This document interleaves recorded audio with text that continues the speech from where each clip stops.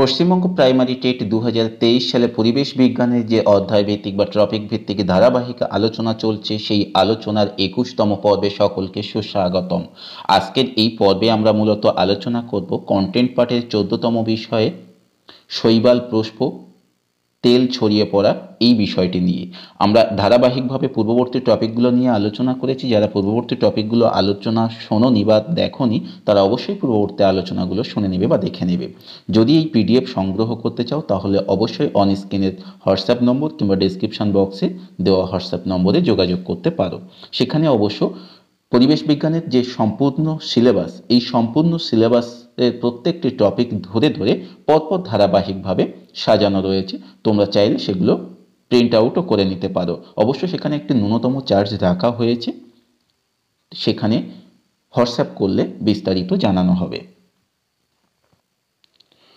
শুরু করি তাহলে আজকের আলোচনা। শৈবাল পুষ্প বা অ্যালগা ব্লুম। 1754 খ্রিস্টাব্দে কার্ল লিনিয়াস সর্বপ্রথম শৈবাল শব্দটি প্রয়োগ করেন।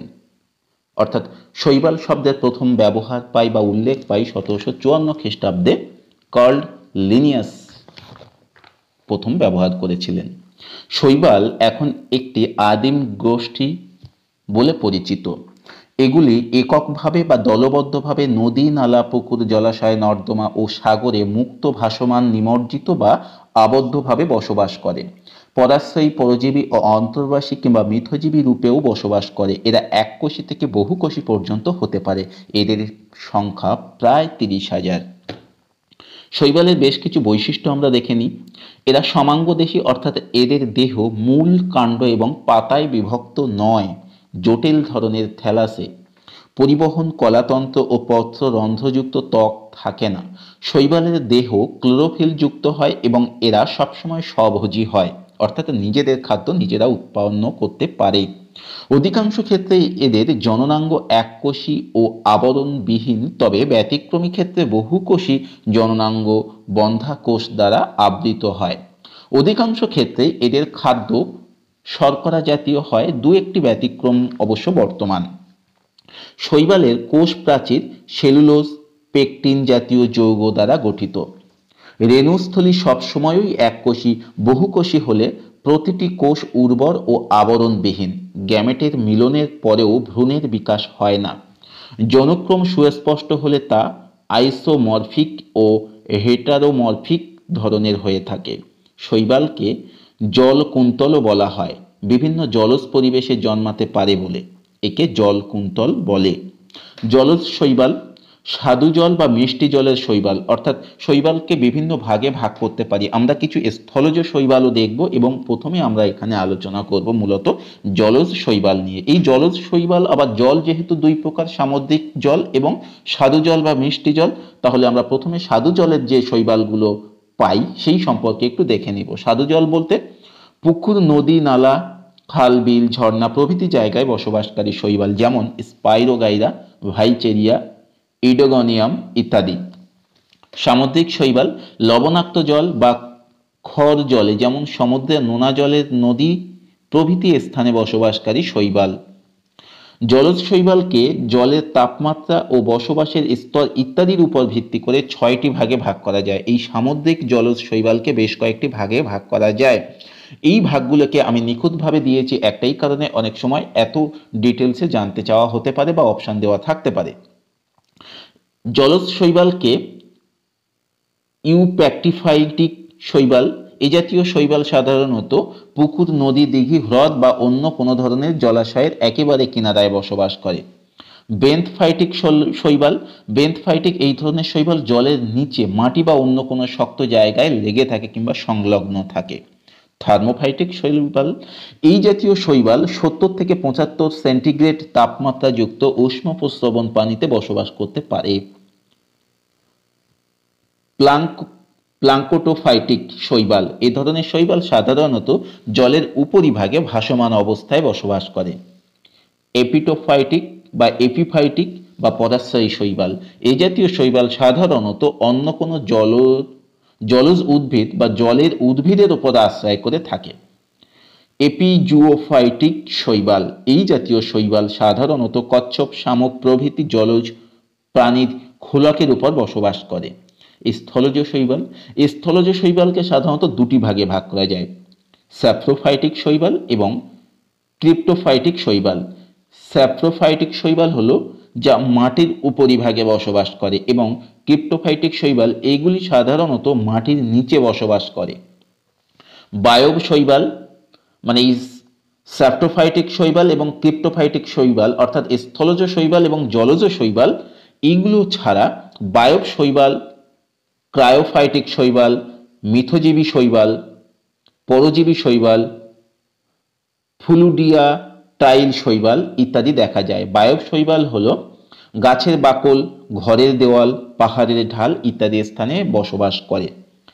ক্রায়োটোফাইটিক শৈবাল, এ জাতীয় শৈবাল হিম শীতল বরফ বা তুষারের উপর বসবাস করে। মিথজীবী শৈবাল, এই শৈবাল মৃত জীবদেহের উপর বসবাস করে। পরজীবী শৈবাল, এই শৈবাল গাছের পাতা আক্রমণ করে পরজীবী রূপে বাস করে এবং লোহিত মরিচার সৃষ্টি করে। পরের প্রশ্ন অর্থাৎ ফুলডিয়া টাইল শৈবাল, এ জাতীয় শৈবাল স্রোতস্বিনী নদী বা বেগবতী ঝর্ণা কিংবা জলপ্রপাতের জলে বসবাস করে। এবারে তেল ছড়িয়ে পড়া, সয়েল স্পিল, এই বিষয়টি নিয়ে আলোচনা করব। তেল হলো জীবাশ্ম জ্বালানি। বিগত 100 বছরে পৃথিবীর বেশিরভাগ দেশেই প্রধান শক্তির উৎস হিসাবে তেল ব্যবহৃত হচ্ছে। 1992 সালে ইকুয়েডরের আমাজন জঙ্গলে তেলের জন্য ভূপৃষ্ঠ খনন স্থানীয়দেরকে ক্ষতিগ্রস্ত করেছিল। তেল দ্বারা সৃষ্ট স্বাস্থ্য সমস্যা, তেল দ্বারা নানা ধরনের স্বাস্থ্য সমস্যা ঘটতে পারে, যেমন ঝাপসা দৃষ্টি, চোখের অন্যান্য সমস্যা, মাথা ব্যথা, ক্লান্তি, অস্পষ্ট উচ্চারণ, মস্তিষ্কের ক্ষতি, কোমা, দৃষ্টিভ্রম ইত্যাদি হতে পারে।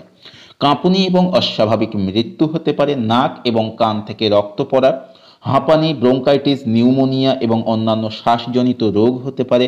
ফুসফুস এবং গলার সংক্রমণ ও ক্যান্সার, হৃদরোগ, বমি, আলসার এবং পেটের ক্যান্সার সহ হজমের সমস্যা, যকৃৎ, বৃক্ক এবং অস্থির অর্থাৎ হাড়ের সমস্যা হতে পারে, ক্ষতি হতে পারে। গর্ভপাত, মৃত সন্তানের জন্ম, জন্ম ত্রুটি ইত্যাদি হতে পারে। চামড়ায় ফুসকুড়ি, ছত্রাক বা ক্যান্সারও হতে পারে।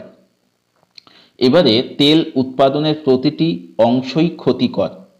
তেলের সন্ধান, তেল খনন অর্থাৎ তেল কিভাবে আমাদের ক্ষতি করে, সে উৎপাদন থেকে গুদামজাত বা বাজারজাত করা সমস্ত স্তরেই কিভাবে ক্ষতি করে সেই বিষয়গুলো আমরা দেখে নেব। তেল যখন সন্ধান করা হয় সেই সন্ধানের ক্ষেত্রেও কিন্তু আমাদেরকে নানাভাবে ক্ষতির শিকার হতে হয়। যেমন কোম্পানি যখন প্রথম তেলের সন্ধান করে তখন বন জঙ্গল কেটে ফেলা হয় এবং ঘরবাড়ি ধ্বংস করা হয়।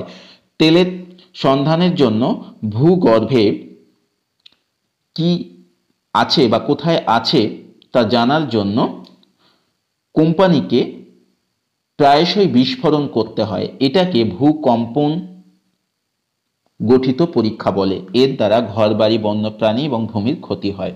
তেল খনন, মাটি থেকে তেল বের করে আনার জন্য তৈলকূপ খনন করা হয়। তেলের জন্য খনন থেকে আগুন লাগা, বিস্ফোরণ এবং অন্যান্য দুর্ঘটনা ঘটতে পারে। এছাড়া যখন তেল উপচে পড়ে তখন ভূগর্ভস্থ জল, জলপথকে দূষিত করে, উদ্ভিদ এবং প্রাণীদের ক্ষতি করে এবং শিকার করা মাছ ধরা ও খামারের জন্য প্রয়োজনীয় সম্পদ ধ্বংস হয়।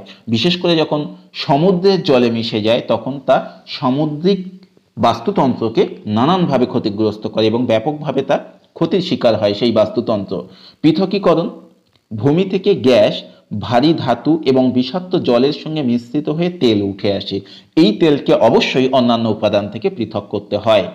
বিষাক্ত জলকে বর্জন করাটাই প্রায়শই দূষণের সবচেয়ে বড় কারণ হয়ে দাঁড়ায়। অন্যান্য বর্জ্যগুলো একটি বদ্ধ ডোবায় পৃথক করা ও বর্জিত করা হয়, কিন্তু এর দ্বারাও পরিবেশ নানাভাবে দূষিত হয়।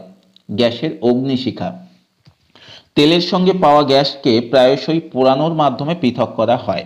এর দ্বারা শ্রমিকদের ত্বকের ক্যান্সার, ত্বকের বিভিন্ন ধরনের রোগ, হাঁপানি, ব্রঙ্কাইটিস ইত্যাদি হয়। এই গ্যাস মেঘকে দূষিত করে, তা থেকে কালো বৃষ্টি ঘটায় যা জলের উৎসগুলোকে বিষাক্ত করে তোলে। পরিবহন এবং সংরক্ষণ, পাইপলাইনের মধ্য দিয়ে ট্রাকে বা জাহাজের মাধ্যমে পরিবহন করার সময় প্রায়শই তেল উপচে পড়ে। এই উপচে পড়ার ফলে মাটি, ভূগর্ভস্থ জল, প্রাণীকুল এবং জনগণের জন্য দীর্ঘমেয়াদী ক্ষতির কারণ হতে পারে।